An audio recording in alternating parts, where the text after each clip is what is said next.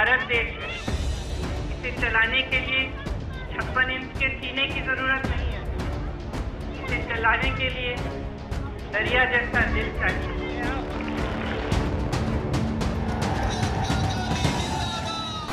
नमस्कार, मैं हूं पंकज झा।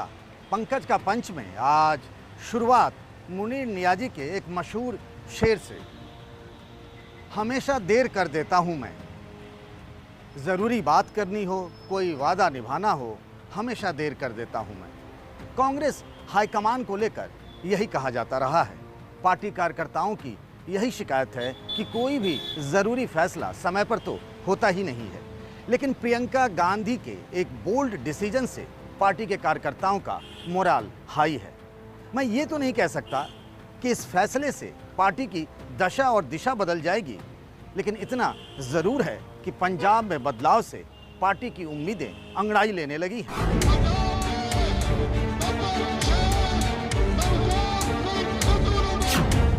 प्रियंका जी के आने के बाद भाई की जो ताकत है, राहुल भाई की, मतलब इतनी मल्टीप्लाई कर गई है। It has multiplied many fold. Punjab Congress में सिद्धू की ताजपोशी का रिमोट कंट्रोल दिल्ली में था।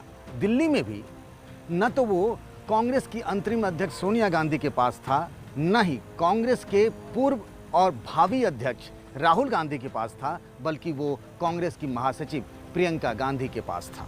और प्रियंका गांधी ने जब आला कमान वाला वीटो पावर लगाया तो फिर कैप्टन अमरिंदर सिंह जैसे ठसक वाले नेता भी लाइन पर आ गए।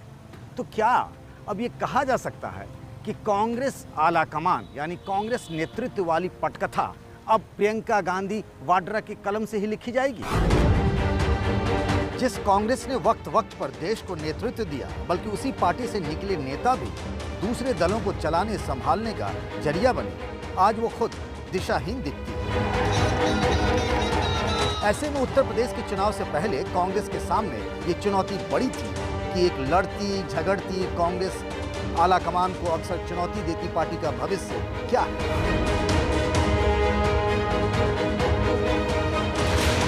प्रियंका गांधी ने बता दिया कि कांग्रेस में पार्टी का नया केंद्र वही है, वे हैं रियल बॉस। ये सच्चा आंदोलन है, आपका आंदोलन है।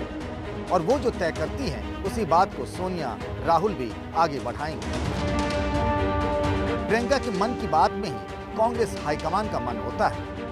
ਜਦੋਂ ਸੋਨੀਆ ਜੀ ਨੇ ਮੈਨੂੰ ਦੱਸਿਆ ਕਿ ਅਸੀਂ ਨਵਜੋਤ ਸਿੱਧੂ ਨੂੰ ਬਣਾਉਣਾ ਚਾਹੁੰਦੇ ਹਾਂ, ਮੈਂ ਉਹਦੇ ਨਹੀਂ ਉਹਨਾਂ ਨੂੰ ਬਾਹਰ ਆ ਕੇ ਪ੍ਰੈਸ ਨੂੰ ਕਿਹਾ ਸੀ ਕਿ ਜੋ ਸਾਡੇ ਕਾਂਗਰਸ ਪ੍ਰੈਜ਼ੀਡੈਂਟ ਦਾ ਫੈਸਲਾ ਹੋਊਗਾ ਉਹਦੇ ਤੇ ਅਸੀਂ ਸਿਰ ਝੁਕਾਵਾਂਗੇ।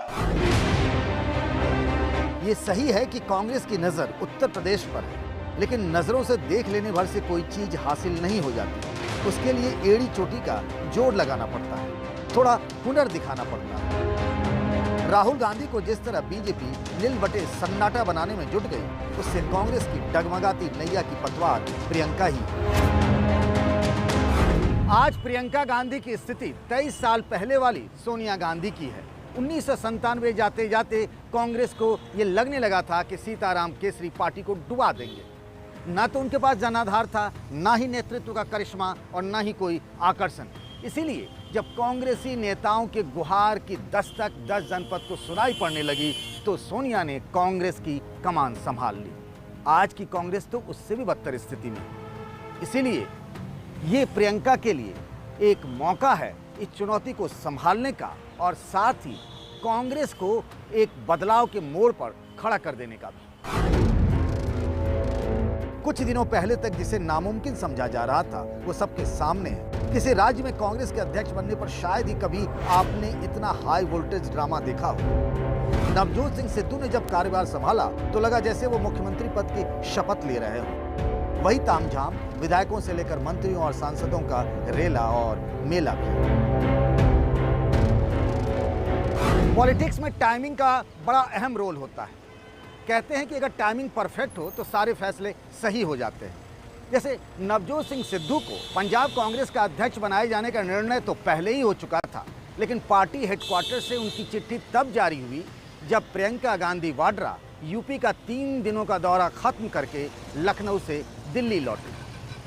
इसके पीछे की रणनीति ये बताने और दिखाने की थी कि सिद्धू सिर्फ प्रियंका के कारण ही पंजाब में अध्यक्ष बन रहे हैं। नवजोत सिद्धू के नाम का ऐलान तो हो गया, लेकिन उन्हें रोकने के लिए किस्म किस्म के तिकड़म करने वाले कैप्टन अमरिंदर सिंह कोप भवन में चले गए। ऐसा लग रहा था पंजाब के सीएम और उनके समर्थक कहीं सिद्धू की ताजपोशी का बायकॉट न कर दें। ऐसे में प्रियंका ने ही कैप्टन को फोन कर मनाया। फिर जो हुआ हम सब ने देखा। अब तो कैप्टन को चुनाव से पहले मुख्यमंत्री की कुर्सी से भी हटाने की चर्चा है। ये वही कैप्टन है जो सिद्धू को सुई भर राजनीतिक जमीन देने को तैयार नहीं थे। है अंधेरा बहुत, अब सूरज निकलना चाहिए। जैसे भी हो ये मौसम बदलना चाहिए, और जो चेहरे रोज बदलते हैं नकाबों की तरह, अब जनाजा धूम से उनका निकलना चाहिए। कांग्रेस के लिए पंजाब में मौसम बदलने लगा है तो बदलाव की आहट राजस्थान में भी सुनाई पड़ने लगी है, जहां साल भर से अशोक गहलोत अपनी जिद पर हैं। वे भी सचिन पायलट और उनके लोगों के लिए कुछ भी छोड़ने को तैयार नहीं है, न संगठन में और न ही सरकार में। पिछले साल सचिन और उनके समर्थकों ने गहलोत की मनमानी के खिलाफ बगावत कर दी थी। तब सचिन तो खामोश रहे, लेकिन गहलोत ने उनके खिलाफ जमकर भड़ास निकाली। हम जानते थे कि निकम्मा है, नाकारा है, कुछ काम नहीं कर रहा है, खाली लोगों को लड़वा रहा है। मेरे साथ हो कि नहीं हो, मैं यहाँ बैंगन बेचने नहीं आया हूँ, मैं यहाँ कोई सब्जी बेचने नहीं आया हूँ, मैं मुख्यमंत्री बनाया हूँ।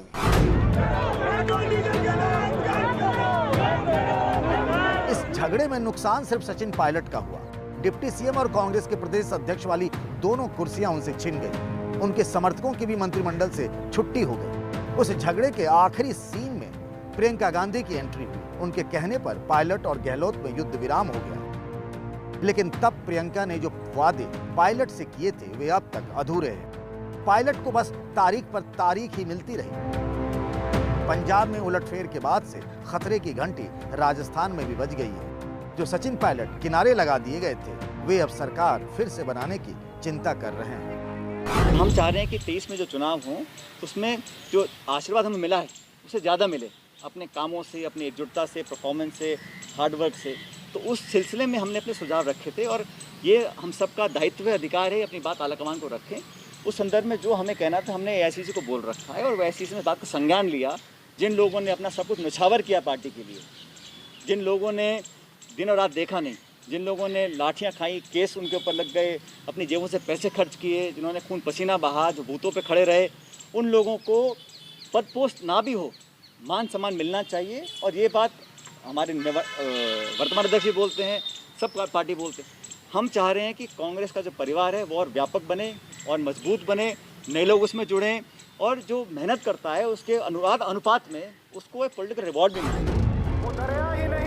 राजनीति भी तो संयोग का अजब खेल है। देखिए ना, जब मंच से नवजोत सिंह सिद्धू बोल रहे थे तो सोनिया गांधी और मनमोहन सिंह के बगल में बैठकर अशोक गहलोत ठहाके लगा रहे थे। बस 3 साल पुरानी बात तो है ही। अब सिद्धू के बहाने पंजाब में कैप्टन के साथ जो हुआ वही गहलोत के लिए होना तय माना जा रहा है। पंजाब में चुनाव है, इसीलिए फैसला आनन फानन में हुआ। राजस्थान में बस शुभ मुहूर्त का इंतजार है।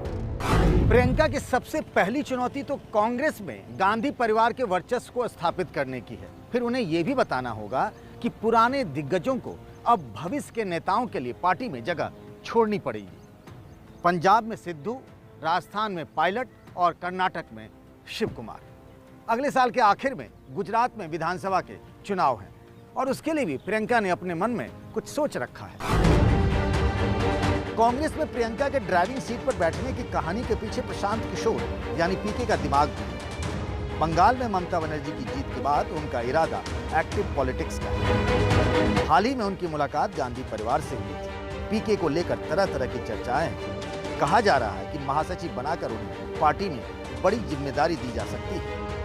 पंजाब मामले में भी उनका बड़ा रोल रहा। कहने के लिए तो प्रियंका कांग्रेस महासचिव हैं और यूपी की प्रभारी हैं, लेकिन पर्दे के पीछे से सारे बड़े फैसले वही कर रही है। पंजाब के बाद अगली बारी राजस्थान की है, जहां बहुत जल्द फैसला हो सकता है। दूसरी सबसे बड़ी बात यह है कि सोनिया गांधी की बढ़ती उम्र और राहुल गांधी की जिस तरीके से बीजेपी और आरएसएस ने एक छवि बना दी है। अब सारी उम्मीदें बस प्रियंका गांधी पर ही टिक जाती हैं।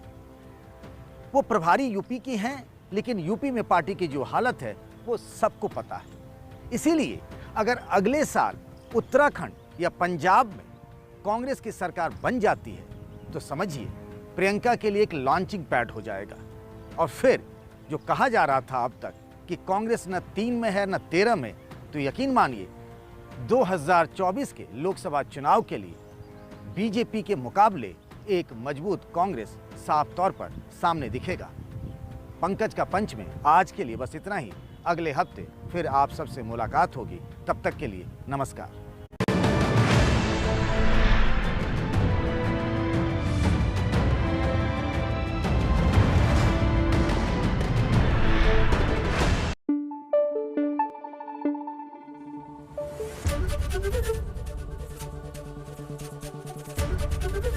एबीपी न्यूज आपको रखे आगे।